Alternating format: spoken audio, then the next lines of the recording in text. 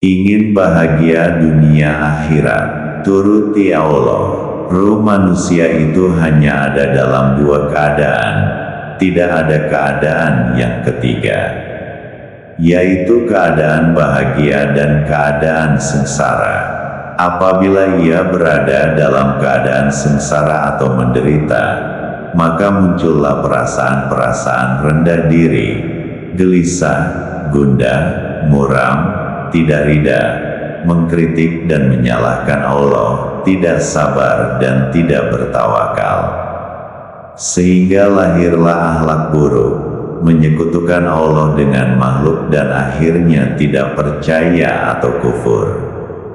Dan apabila ia sedang merasa senang, maka ia menjadi mangsa ketamakan dan kerakusan serta hawa nafsu kebinatangan dan keiblisan. Nafsunya tidak pernah merasa puas. Ia menghendaki barang yang berada di tangan orang lain atau yang ditentukan untuk orang lain. Sehingga ia tidak pernah lepas dari kesusahan dan penderitaan, baik di dunia ini maupun di akhirat kelak.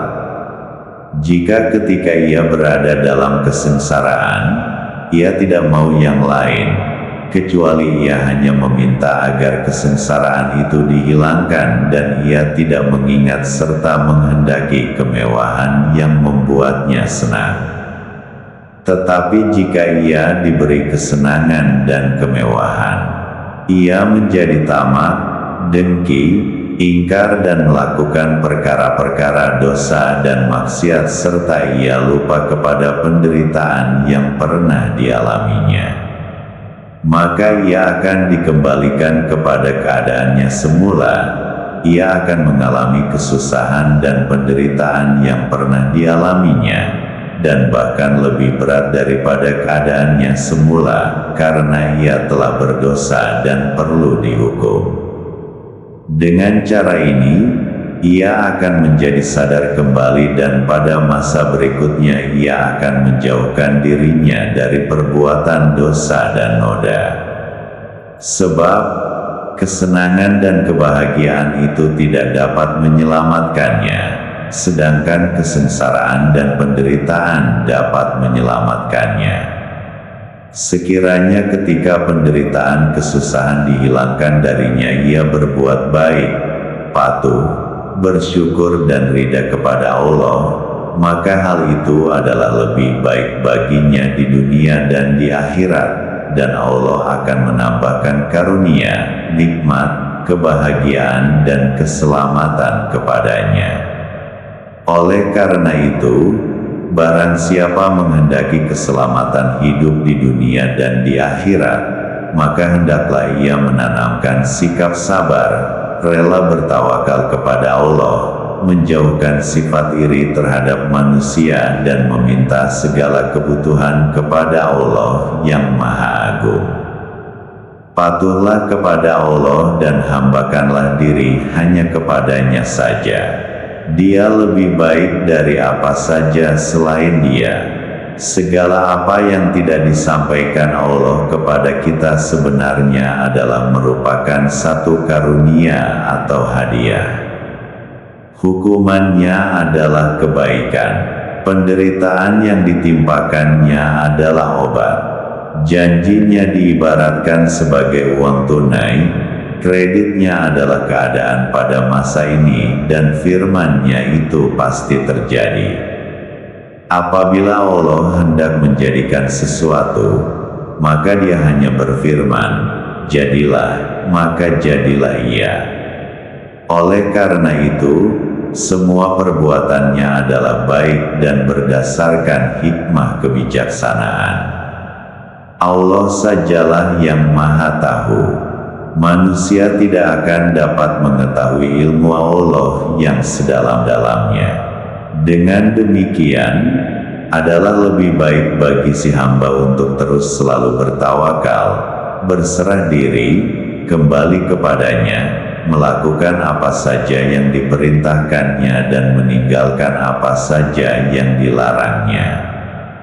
Janganlah menyalahkan Allah, sinis dan mengatakan bahwa Dia itu zalim, tidak tahu dan sebagainya.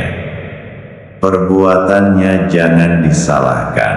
Ada sebuah hadis Nabi yang diriwayatkan oleh Atta bin Abbas yang diterimanya dari Abdullah bin Abbas.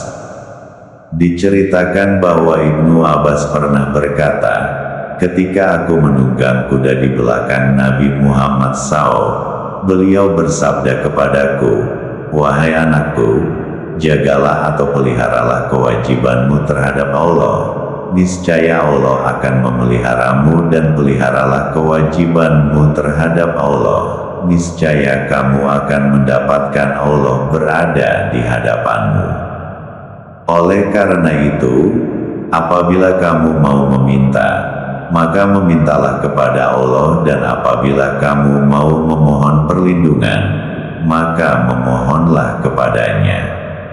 Andaikan seluruh hamba Allah hendak memberikan manfaat kepadamu, namun Allah tidak mengizinkannya, maka akan sia-sialah perbuatan mereka itu.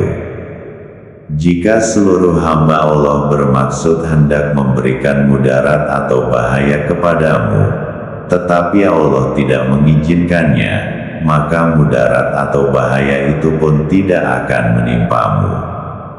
Karenanya, jika kamu mampu melakukan seluruh perintah Allah dengan ikhlas, maka lakukanlah semua itu.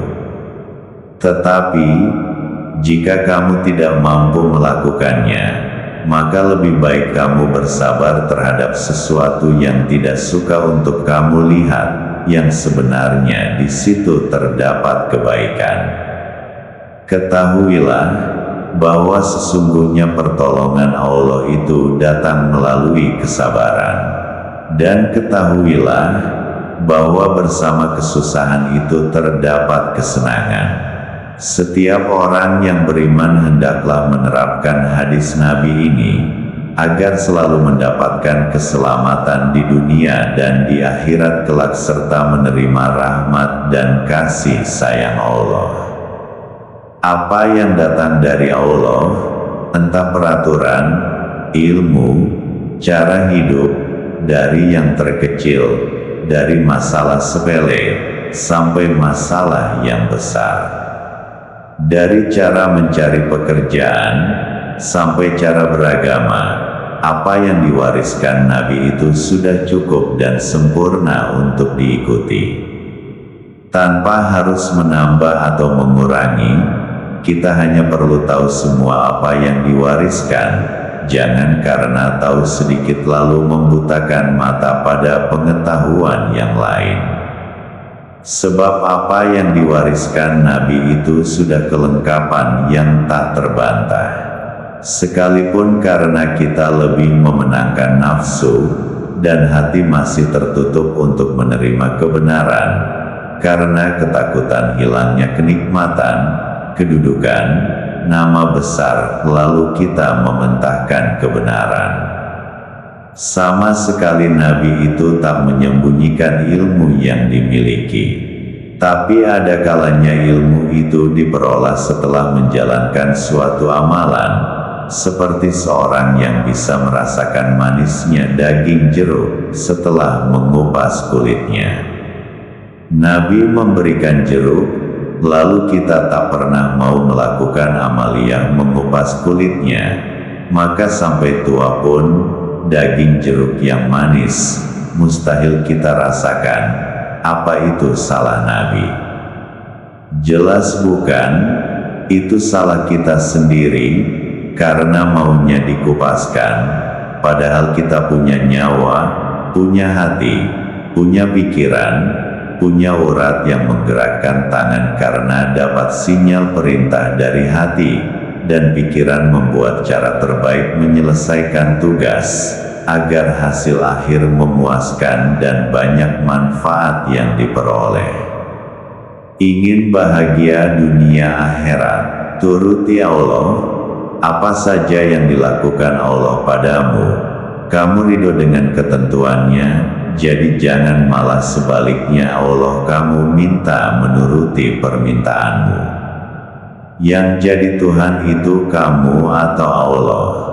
Coba direnungkan, jangan minta ini itu, semua keinginan nafsumu kepada Allah, seakan-akan Allah itu pelayanmu, yang harus menyediakan ugo rampe tete bengek segala keperluanmu yang tak ada ujung pangkalnya. Tawakal pada Allah, pasti Allah akan menanggung semua keperluanmu. Jalankan yang diwajibkan kepadamu, dan jauhi yang dilarang kepadamu. Allah itu tidak butuh apa-apa, semua perintahnya kepadamu itu untuk kebaikanmu semua, dan semua yang dilarang itu adalah sesuatu yang berbahaya buatmu, karena sayangnya Allah padamu. Kalau tak sayang, pasti kamu tak diciptakan sempurna. Bisa saja Allah menaruh hidungmu tepat di atas pantatmu agar kalau kamu kentut hidungmu yang bengkak biru karena mencium bau kentutmu. Saat kamu dilahirkan, jika Allah itu benci padamu, menaruh matamu di bawah tapak kaki, biar keinjak setiap kamu berjalan, menaruh tangan satu di bawah tangan yang lain di atas kepalamu, biar kamu kalau mau bawa barang berat kamu jatuh bergulingan karena susah memadukan kedua tanganmu, tapi tidak Allah lakukan kan? Seseorang bertanya, "Lah Gusti Allah sampun sanjang ten?" Allah Subhanahu wa Ta'ala berfirman dalam Al-Quran yang berbunyi, "Mintalah kepadaku, berdoa, niscaya kukabulkan." Itu bagaimana pengertiannya Pak Kiai?